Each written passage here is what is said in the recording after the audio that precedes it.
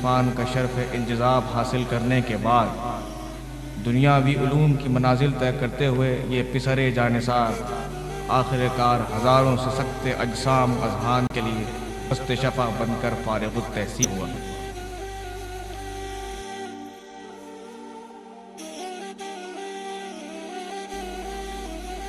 28 ستمبر 1952 کی صبح لاہور کے علاقے رضا آباد میں ایک ایسے فرزند زہرا نے آنکھ کھولی جو شکم مادر سے جستجو اور آگہی وراثت میں لے کر آیا۔ جید عالم دین مولانا صفدر حسین نجفی نے اس معصوم بچے کے ستاروں کو دیکھتے ہوئے کائنات کے دو قطب نماؤں کے نام اس شخصیت سے منسوب کر دیے اور راہ کا یہ مجاہد محمد علی پکارا گیا۔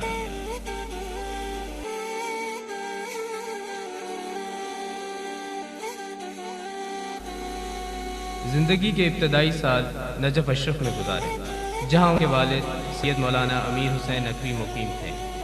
محمد علی نقوی نے نجف کی سلونی کی فضا میں بولنا سیکھا اور راہبر حق کی زمین کربلا میں چلنا سیکھا۔ یہی وجہ تھی کہ ان کے قول و فعل میں بوئے علی و حسین رچی بسی تھی۔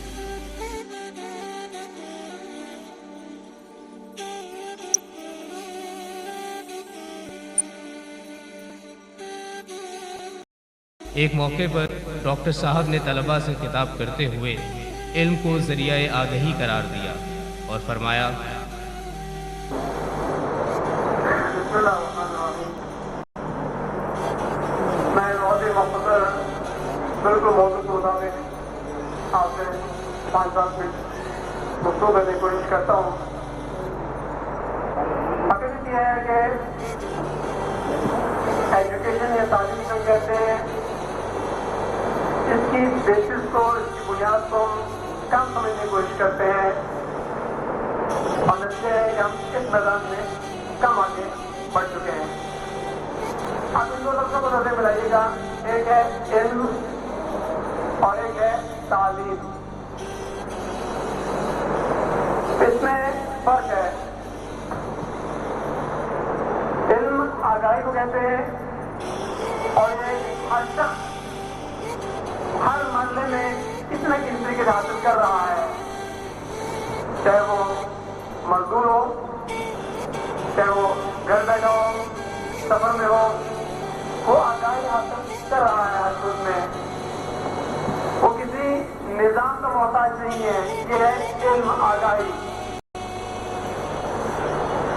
تعلیم کیا ہے؟ ایجوکیشن کیا ہے؟ ایجوکیشن سسٹمک لرننگ کو کہتے ہیں، ایک سلسلہ وار طریقہ آگاہی کو کہتے ہیں، ایک سسٹم آف انسٹرکشن کو ایجوکیشن کہتے ہیں، جس کی خاطر پھر مراحل بنائے گئے ہیں، جس سے آپ واقف ہیں۔ مختلف ملکوں میں نظام ہے، تعلیم کے مراحل ہیں، اسکولوں کے ذریعے ہوتے ہیں، بورڈ ہوتے ہیں اور مختلف چیزیں ہوتی ہیں۔ دوستو یاد رکھیے گا، اس سسٹم آف انسٹرکشن کا مقصد یہ ہے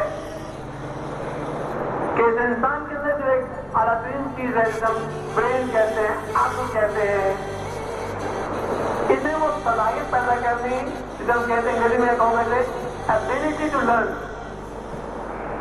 سیکھنے کی صلاحیت پیدا کرنا، یہ ہدف ایجوکیشن کا۔ نہیں مطلب خود کتابیں آپ کو مہیا کر دیں کہ ان کتابوں ہی کو پڑھنا، وہ پڑھنا اور بات ہے۔ اس انسان کے اندر وہ اندر کی ایبلٹی، قوت، ادراک کی طرف بڑھنے کی صلاحیت وہ پیدا کرنا، یہ ایجوکیشن کا ایک مقصد ہے۔ دوستو آگے بڑھ کے پھر بات کہوں گا، اس تعلیم کو حاصل کرنے کے لیے اپنے اندر صلاحیت کو زیادہ سے زیادہ اجاگر کرنے کے لیے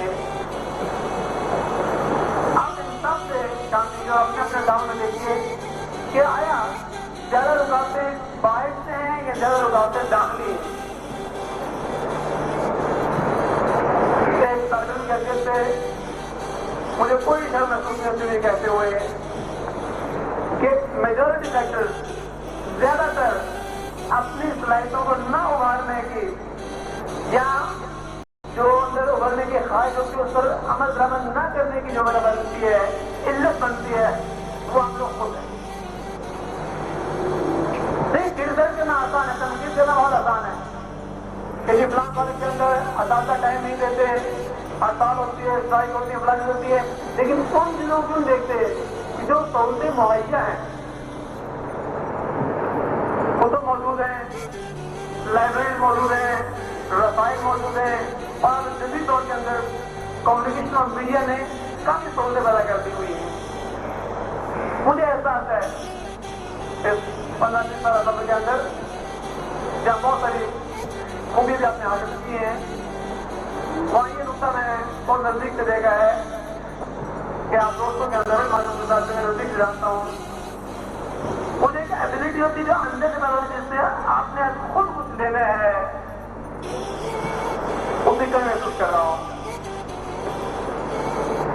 ये इज्तिमाअत और ये जो प्रोग्राम होते हैं, इसका मकसद होता है कि आप तक रात से पहुंचना, आगे हाथ आपने खुद करना है। मेरा पैगाम और मेरी ख्वाहिश इस बारे में कॉन्फ्रेंस के बारे में यही है कि आप किस मरले में हैं, इंटर में हैं या BA-BSc के स्टूडेंट्स हैं या प्रोफेशनल कॉलेज के स्टूडेंट्स हैं या पोस्ट ग्रेजुएशन को परस्यू कर रहे हैं, एक नुकता जो कॉन्फ्रेंस के बारे में अपने लिए महफूज कीजिए, वो ये है कि वो कौन कौन सी आपकी अपनी दाखिली वजूहात हैं, वो कौन कौन से, और लफ्ज़ कहता हूँ, वो कौन कौन से आपके अपने नकाइस हैं कि जिसकी बिना पर आप शादी को परस्यू नहीं कर रहे, उसका पीछा नहीं कर रहे, उसका। डॉक्टर मोहम्मद अली नकवी ने अपने तालीमी सफ़र की बुनियाद सीनियर कैम्ब्रिज के इम्तिहान से रखी, जो लाहौर की अजीम दर्जगाह गवर्नमेंट कॉलेज लाहौर से होती हुई किंग एडवर्ड मेडिकल कॉलेज पर ख़त्म हुई, और मोहम्मद अली नकवी डॉक्टर मोहम्मद अली नकवी बनकर इंसानियत की खिदमत के लिए मैदान अमल में बरसरे पेकार हुआ।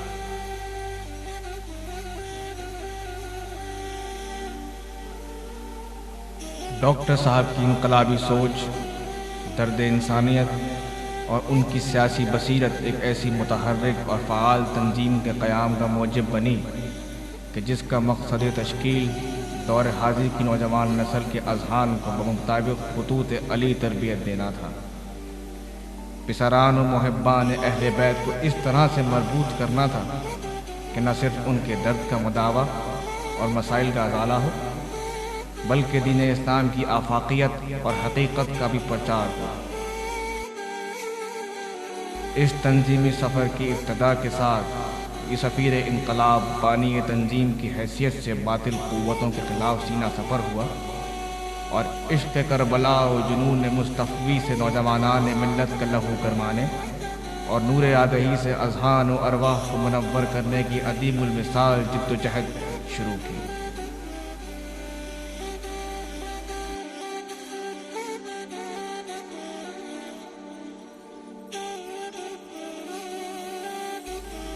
इंसानियत से मोहब्बत के दो रुख डॉक्टर साहब की शख्सियत में बदरजा उला पाए जाते थे।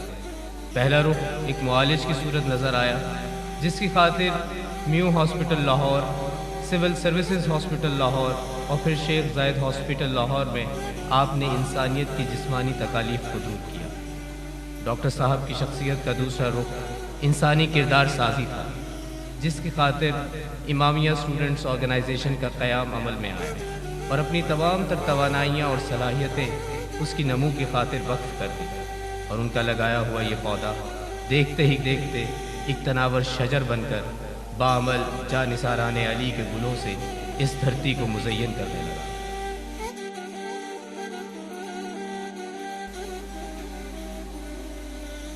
डॉक्टर साहब अपनी मशहूर कुन शख्सियत और पुरअसर तर्ज तकल्लुम की बदौलत तंजीमी अहदाफ हासिल करते रहे और अपने इस सफ़र इनकलाबी में परवरिश लौह कलम करते रहे। डॉक्टर साहब का जज्बा तरवीज इस्लाम और बक़ाए नामूस और अज़मत फ़िक़्ह जाफ़रिया उनकी गिरां क़दर और मारकतुल आरा ख़िदमात का मुहर्रिक बना।